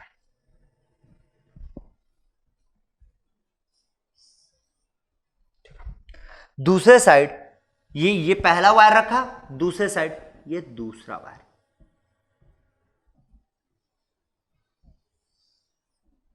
क्या करूंगा, यहां पे मेरा थ्रेड है ना, लेट अस अज्यूम ये स्क्रू है जिसमें ये थ्रेड बना हुआ है। क्या करूंगा, सबसे पहले ना माइक्रोमीटर जो है ना उसको लाऊंगा। माइक्रोमीटर कैसे होता है, ऐसा होता है माइक्रोमीटर,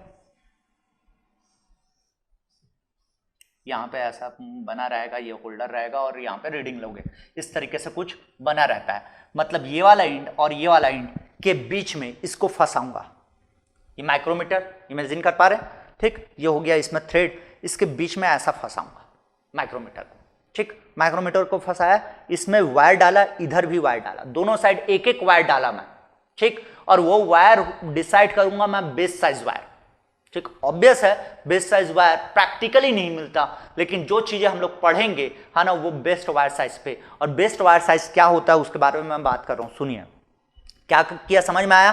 पहले माइक्रोमीटर रखा, उसके बाद ये वाला जो, जैसे ही अगर भाई इसमें स्क्रू बना हुआ है, इसमें आपके थ्रेड बने हुए हैं, थ्रेड में जैसे ही ये माइक्रोमीटर को रखूंगा तो आपको गैप दिखेगा, और वो जो गैप दिखा उसमें क्या डालूंगा मैं, वायर डालूंगा।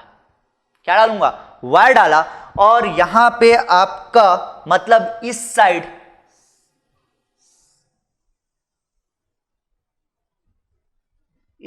आपका ये आ गया,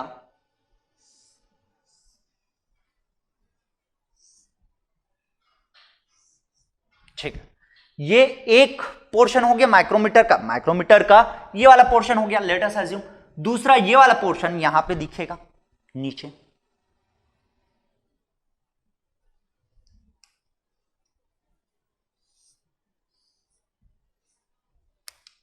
यहां पे आ गया दूसरा पोर्शन। ये माइक्रोमीटर के एनविल्स हो गए, इसको बोलते हैं एनविल्स, ये वाला जो होते हैं। सो ये माइक्रोमीटर का एनविल हो गया। क्लियर है? बेस्ड वायर साइज क्या होता है माय डियर? मैंने इसको क्या बोला था, ये क्या है आपका मेजर डाया, ये क्या है आपका मेजर डाया, ये क्या था आपका माइनर डाया था, ये वाला, ये आपका माइनर डाया था। और मैंने आपको बताया था एक होता है पिच लाइन, एक होता है पिच लाइन। अगर आपका जो पिच लाइन है,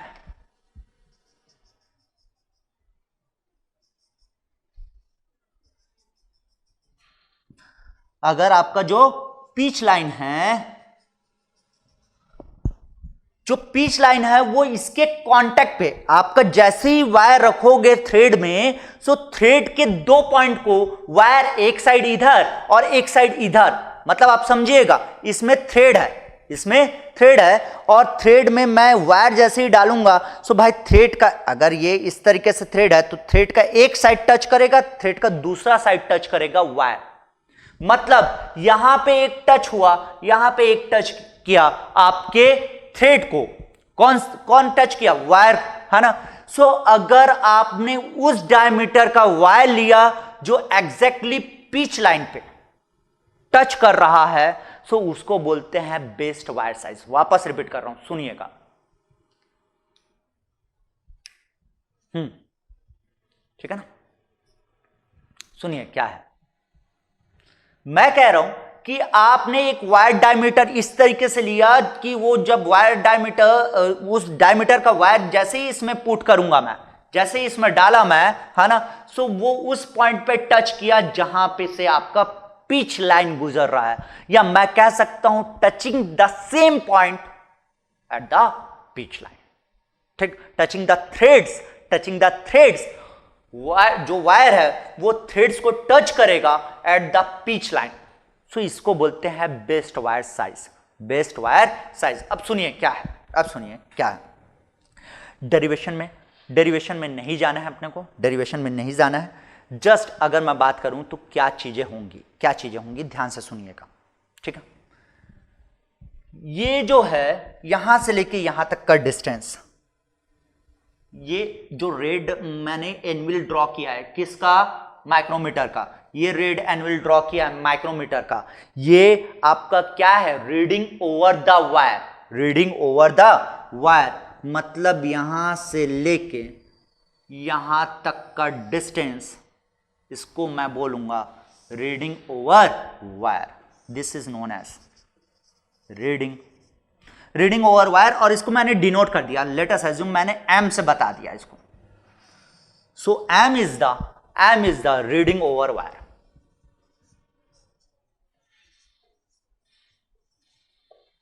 रीडिंग ओवर वायर आ गया। ठीक, अब देखिए दूसरा एक टर्म मैं यहां पे लिख रहा हूं, दिस इज नथिंग बट ये जो पिच लाइन है और पिच लाइन है, दोनों के बीच का जो डिफरेंस है, यही तो आपका क्या है, पीसीडी, पिच सर्कल डायमीटर, यही आपका क्या है, पिच सर्कल डायमीटर, यही अपने को काउंट करना है।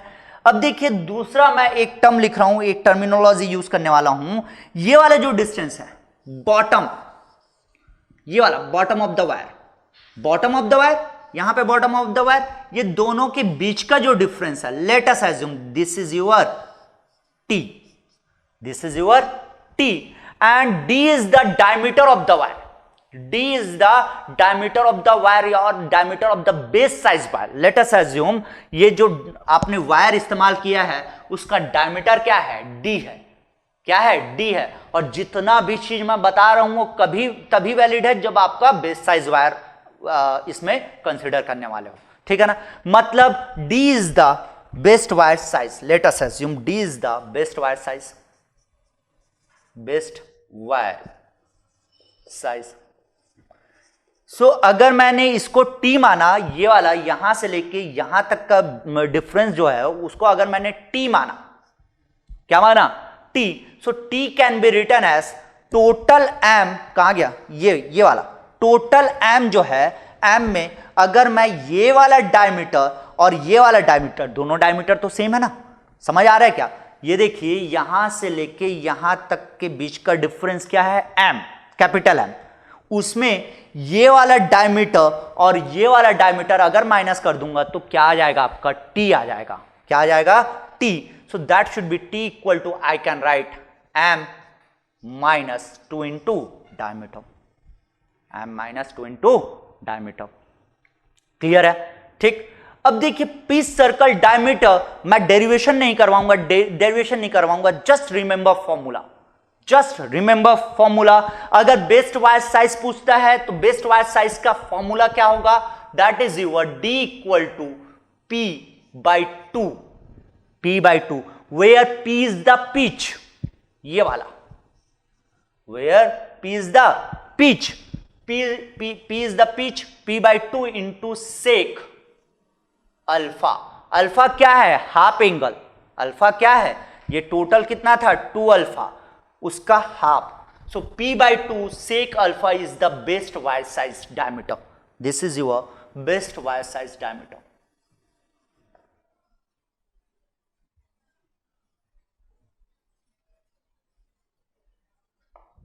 बेस्ट वायर साइज डायमीटर, ठीक। आपका अगर पीसीडी निकालना है, पीस सर्कल डायमीटर, तो pitch circle diameter should be equal to, I can write T plus D 1 minus cosec alpha plus P by 2 cot alpha, ये कॉट है ना, cot alpha. So this is your pitch circle diameter, pitch circle diameter, remember this formula, ठीक है ना। Mechanical में अगर मैं बोलूं तो अभी तक यहां से ही क्वेश्चन आया है मैकेनिकल इंजीनियरिंग में, लेकिन अगर मैं प्रोडक्शन इंजीनियरिंग की बात करूं सो यस, यहां से भी क्वेश्चन आपको देखने को मिलेंगे। So pitch circle diameter equal to T plus D, D is the best wire size, in bracket 1 minus cosec alpha bracket close plus P by 2 cot alpha, alpha is the what, half thread angle, half thread angle, alpha is half thread angle, half thread angle, ठीक। So यहां से मैं बात कर सकता हूं, for example आपको exam में ना M दिया है, तो क्या करेंगे, T equal to 2M minus D, 2M minus D put कर सकता हूं, सो वहां से चीजें निकाल सकते हो, ठीक है ना।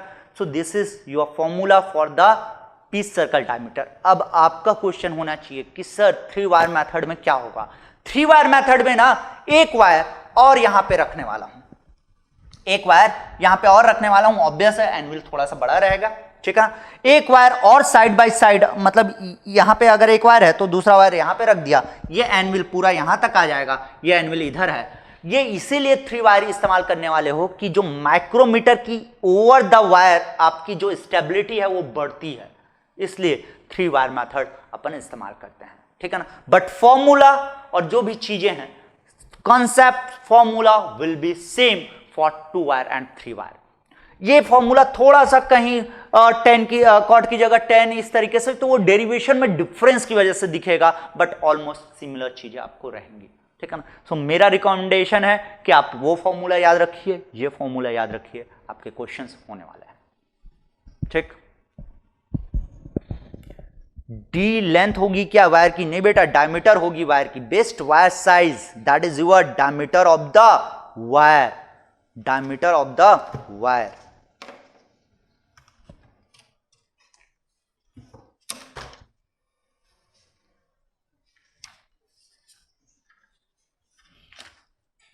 ठीक है, तो यहां तक की चीजें हैं, आपको समझ में आनी चाहिए भाई। अब इसमें से क्वेश्चन किस तरीके से आते हैं उसके बारे में बात करते हैं। एक होता है करेक्शन फैक्टर वाला क्वेश्चन, वो वाला क्वेश्चन भी मैं आप सबको करा दूंगा। क्या होता है करेक्शन फैक्टर वाला क्वेश्चन? क्या होता है कि आप इसमें माइक्रोमीटर जैसे रखे है ना, माइक्रोमीटर, सो भाई आपका यहां से लेके यहां तक का रीडिंग देना चाहिए, लेकिन माइक्रोमीटर में एरर है। सो उसके लिए ना आप स्टैंडर्ड स्पेसिमेन यूज करेंगे। पहले तो मैं माइक्रोमीटर का एरर काउंट करूंगा, उसको एज अ करेक्शन फैक्टर मैं यूज करने वाला हूं। यूज होता है, यस यूज होता है, प्रैक्टिकली यूज होता है। किस तरीके से यूज होता है मैं बताया है ना। आप जाएंगे, आपके पास एक बॉक्स रहेगा, वायर के बॉक्स रहेंगे, अलग अलग साइज के वायर के बॉक्स रखे रहेंगे, मतलब बॉक्स में अलग अलग साइज के वायर रहेंगे। अब क्या करेंगे आप, थ्रेड को इस तरीके से, जिसमें थ्रेड बना हुआ है, जिस स्क्रू में थ्रेड बना हुआ है उसको इस तरीके से रखेंगे। माइक्रोमीटर को यहां पे प्लेस करूंगा, माइक्रोमीटर को यहां पे प्लेस करूंगा, वायर को, एक वायर को इधर डाला, दूसरे वायर को दूसरे साइड डाला, उसके बाद मैंने रीडिंग लेना शुरू किया। ऐसा है ना 2-3 प्लेसेस पे नॉर्मली, ठीक है ना, 2-3 प्लेसेस पे आप रीडिंग लेते हैं, उसका एवरेज काउंट किया जाता है। ठीक है भाई, मैं बात करता हूं, एक क्वेश्चन है, ये पीआई का क्वेश्चन है, पीआई का क्वेश्चन है। ये क्वेश्चन थोड़ा सा अलग टाइप का है, मस्त, मतलब इसमें आपको करेक्शन फैक्टर के बारे में बात करने को मिलेगा। ये 2011 का क्वेश्चन है। अगर आप गेट एकेडमी की किताब कैरी कर रहे हैं तो उसमें 6.89 है। सुनिए क्वेश्चन क्या बोल रहा है। To measure the effective diameter of an external metric thread included angle is 60 degree. आपका external metric thread 2 alpha equal to 60 degree given in the question, ठीक। Of 3.5 mm pitch in the question that is mentioned, pitch is given, that is your 3.5 mm, ठीक। A cylindrical stand of 30.5 mm diameter, syllabus इससे ज्यादा metrology में कुछ भी हो सकता है ना, मतलब ज़्यादा क्या, वैसे तो ख़त्म नहीं है, लेकिन आप मेरे एंड से मैं यही कहूँगा कि जितना मैं पढ़ाया हूँ that is you for the metrology enough है भाई, इनफ है। बहुत सारी चीज़ें मैंने बताया, ठीक है ना, बहुत सारी चीज़ें बताया है ना। उतनी चीज़ों में ऑलमोस्ट आपके क्वेश्चन सॉल्व हो जाएंगे, आप देख रहे होंगे, ठीक है। क्या कह रहा हूँ सुनिए, क्वेश्चन पढ़ लूँ वापस।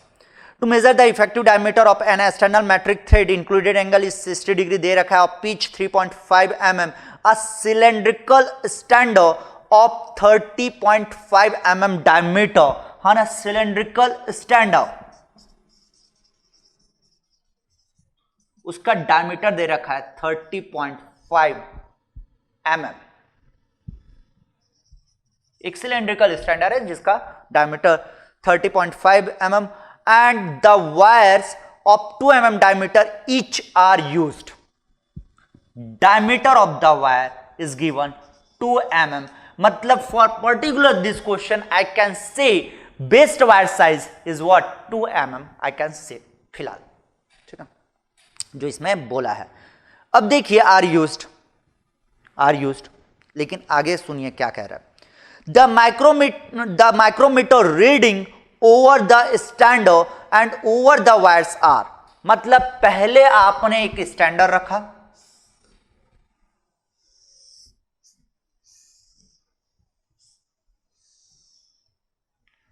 ये कितना है 30.5 mm, 30.5 mm। यहां पे एक वायर रखा, यहां पे दूसरा वायर रखा, और ये माइक्रोमीटर लगाया, माइक्रोमीटर लगाया, ये वायर है, ये वायर है, ये 30.5 mm का एक सिलेंड्रिकल स्टैंडर है, और ये डायमीटर इसमें दे रखा है, ये 2 mm इसका डायमीटर दे रखा है, this is your 2 mm, this is your 2 mm दे रखा है। टोटल कितना होना चाहिए 34.5। भाई ये साइज, ये वाला लेंथ कितना होना चाहिए टोटल 34.5 होना चाहिए, यस और नो। ये दिख रहा है साफ साफ, कितना 30 + 2 + 2 34.5 mm आपका ये साइज होना चाहिए, ये समझ में आ रहा है मुझे, ठीक।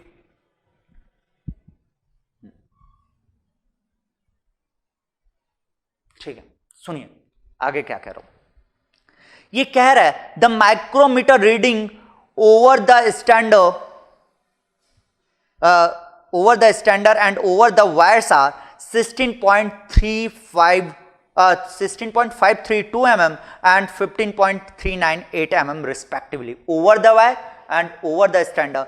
मतलब ये रीडिंग कितना आना चाहिए 34.5, लेकिन ये रीडिंग बता रहा है, आपका माइक्रोमीटर रीडिंग बता रहा है 16.532। ये एक्चुअल में माइक्रोमीटर का रीडिंग आया, ये वाला जो रीडिंग आया माइक्रोमीटर का वो आना चाहिए था कितना 34.5, लेकिन आया कितना रीडिंग, ये आ रहा है माइक्रोमीटर में रीडिंग आ रहा है 16.532 mm। 532 mm। इसका मतलब क्या समझ में आया? इसका मतलब ये समझ में आ रहा है कि माइक्रोमीटर में क्या है, एरर है। और वो एरर कितना है ना, वो एरर कितना है सुनिए, ठीक है, वो एरर कितना है, ये है 34.5 mm, ये है 34.5 mm, लेकिन जो माइक्रोमीटर रीडिंग दे रहा है वो 16.532 mm रीडिंग दे रहा है। मतलब एक्चुअली अगर मैं बोलूं एरर कितना है भाई, एरर कितना है, तो एरर आप कहेंगे कि सर 34.5 रीडिंग होना चाहिए था, है ना, और आपका रीडिंग आ रहा है 16.532 mm। मतलब यहां पे इसको कैलकुलेट कर लो, ये कितना आ रहा है, वो देख लेते हैं कितना आएगा। दैट इज हुआ 34.5 माइनस 16.538 17.962 mm एरर है, इतना ये मेजर नहीं किया, है ना। मतलब आपका 34.5 mm की जगह ये बता रहा है इतना, है ना। मतलब अगर मैं अगली बार इस माइक्रोमीटर से कुछ भी रीड करूं और उसमें अगर मैं ये वाला जो डायमेंशन है उसको ऐड कर दिया, ये वाला डायमेंशन है उसको ऐड कर दिया, तो मुझे एक्चुअल जो डायमेंशन है वो मिलना चाहिए। मतलब देखिए ये क्या, इसको एरर को अब मैं क्या कह सकता हूं, करेक्शन फैक्टर। सुनते रहिए क्या कह रहा हूं, बीच में कोई कुछ नहीं बोलना भाई, करेक्शन फैक्टर। ठीक, अगला कह रहा है ये कह रहा है कि ओवर द वायर कितना रीडिंग आया 15.398 ओवर द वायर ना, इस तरीके से है आपका।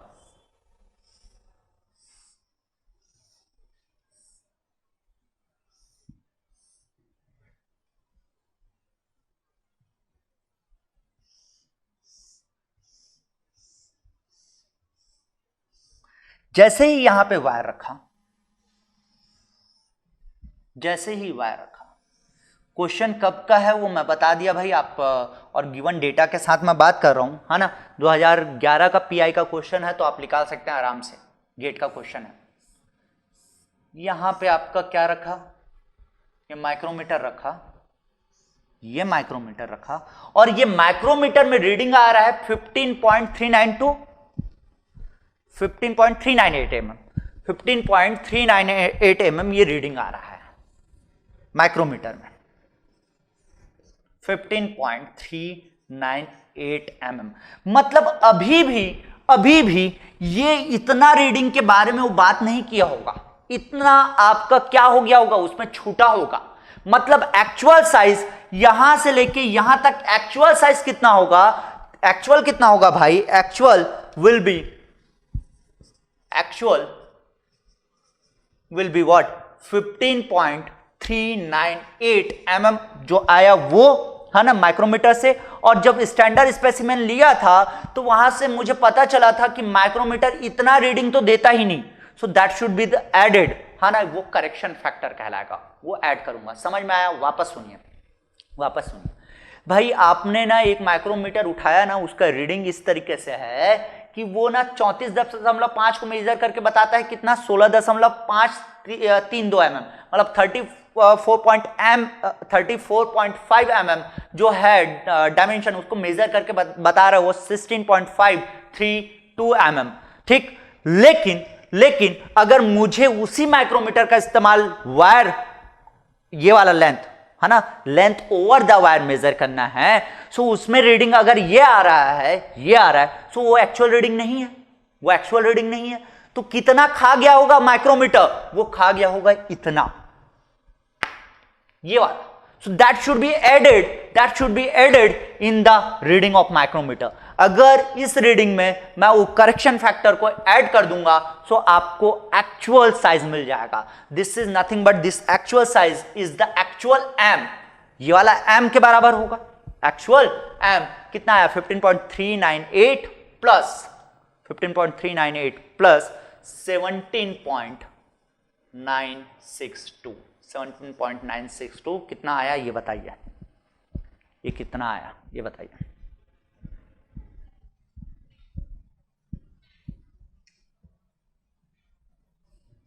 आपको पूछा क्या है इसमें, effective diameter, that is nothing but pitch circle diameter. अच्छा, पीस सर्कल डायमीटर को इफेक्टिव डायमीटर भी कहा जाता है, लिख लीजिएगा। Pitch circle diameter is also known as effective diameter, ठीक है ना। तो पीस सर्कल निकालने बोला है, ये कितना आ रहा है आपका, इसको मैं कैलकुलेट अगर करूंगा है ना, सो 15.398 प्लस 17.962 33.36, ये आ रहा है 33.36, यस 33.36 mm। मतलब आप समझिए कि आपका माइक्रोमीटर में ये एरर था, वो 33.36 mm का जो डायमेंशन था, ये वाला एक्चुअल डायमेंशन, उसको वो बता रहा था कितना 15.398 mm। सो ये करेक्शन फैक्टर वाला एक क्वेश्चन है ना, मैंने आपको बता दिया। अब आपको क्या निकालना है, pitch circle diameter PCD equal to क्या है आपका T plus D 1 minus cosec alpha plus p by 2 cot alpha, and my dear friend, alpha equal to given, that is your 30 degree, because 2 alpha is given 60 degree, it means that alpha equal to I can write 30 degree and t, आपको अगर m पता चल गया तो t क्या था भाई, t तो ये था ना, ये वाला डिस्टेंस था, और वायर का डायमीटर कितना है, ये है 2 mm, ये वाला कितना है आपका 2 mm, ये 2 mm, ये 2 mm और ये आपका t है, तो टोटल m में 4 mm को अगर माइनस कर दूं, टोटल m में m कितना आया, that is your 33.36 mm, 33.36 mm, उसमें मैं अगर माइनस कर दिया, सो हियर माय डियर आपका क्या हो जाएगा, t equal to m minus 2d, सो आपका हो जाएगा 33.36 minus 2 into diameter is the 2, so it will come, आपका हो जाएगा 29.36 mm। ये आ गया t की वैल्यू, ये किसकी वैल्यू आ गई, t की value. Put the values, t का वैल्यू कितना हो गया आपका 29.36 प्लस d कितना दे रखा है 2 mm, yes 1 minus cosec 30 plus p by 2, p कितना दे रखा है, pitch 3.5 mm, 3.5 divided by 2 cot alpha is the 30 degree given in the question, ठीक। ये चीजें, सो ये आप कैलकुलेट कर लीजिए, ये कैलकुलेट कर लीजिए कितना आ रहा है ना, फिर आंसर मुझे बताइए।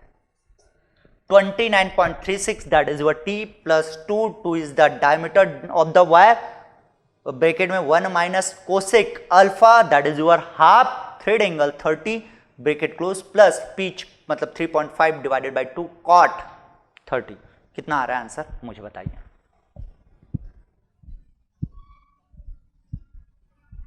कितना आ रहा है आंसर 30.39 आ रहा है क्या आंसर आदित्य? किताब में क्या दिया आंसर वो देख लेते हैं। यस 30.397 इज द आंसर, 30.397, ठीक है, 1 mm आया है, कोई बात नहीं। 30 पॉइंट कितना आ रहा है, 391 mm, 30.391 mm, so 30.39, हाँ 30.39 इज द आंसर। क्या समझ में आई ये बात? क्या करेक्शन फैक्टर वाली बात समझ में आई? हाँ,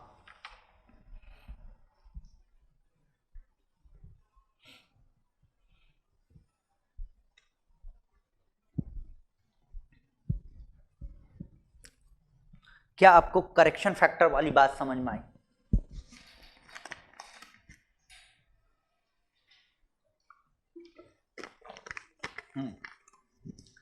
सो माय डियर, ये तो था आपका थोड़ा सा बड़ा क्वेश्चन, बहुत बढ़िया क्वेश्चन है ना, जो थ्रेड पे है ना, बहुत बढ़िया क्वेश्चन के बारे में आपसे बात किया मैं, ये मैंने बता दिया। अब आपके पास दिखेंगे best wire size, best wire size, best wire size, तो बेस्ट वायर साइज वाला क्वेश्चन ना सारे क्वेश्चन आप लगा डालना थ्रेड मेजरमेंट में, एक को क्वेश्चन नहीं छोड़ना आप, ठीक है ना। थ्रेड मेजरमेंट में मैकेनिकल इंजीनियरिंग में आपको बेस्ट वायर साइज ही दिखेगा, बट पीआई में भी क्वेश्चंस आते हैं, और मैं जितनी चीजें बताया हूं ना डियर, वो पीआई प्लस मैकेनिकल, मुझे लगता है कि आपको पीआई के क्वेश्चन सॉल्व करने चाहिए अगर आप मैकेनिकल इंजीनियरिंग से भी बिलोंग करते हैं ना, सो पीआई में, क्योंकि पीआई में काफी अच्छे क्वेश्चंस देखने को मिलते हैं। और अभी तक मेट्रोलॉजी में मैं आपके साथ पीआई के क्वेश्चंस ज्यादा बात किया हूं, क्योंकि मुझे पता है कि मैकेनिकल के जो क्वेश्चंस हैं आपने कभी ना कभी इससे पहले देखा होगा या देखेंगे, कंपलसरी है। लेकिन ये पीआई का क्वेश्चन जैसे मैंने बात कर लिया, ये पीआई का क्वेश्चन जैसे मैंने बात कर लिया, तो अब ना चाहते हुए अगर आप देखना भी नहीं चाहते तब भी अभी अब आपके पास एक आइडिया हो गया। फॉर एग्जाम्पल इस बार गेट में इस टाइम है ना 2021 में यही क्वेश्चन आ गया, इसी पैटर्न पे एक क्वेश्चन आ गया, तो सो ये आइडिया आपको होना चाहिए।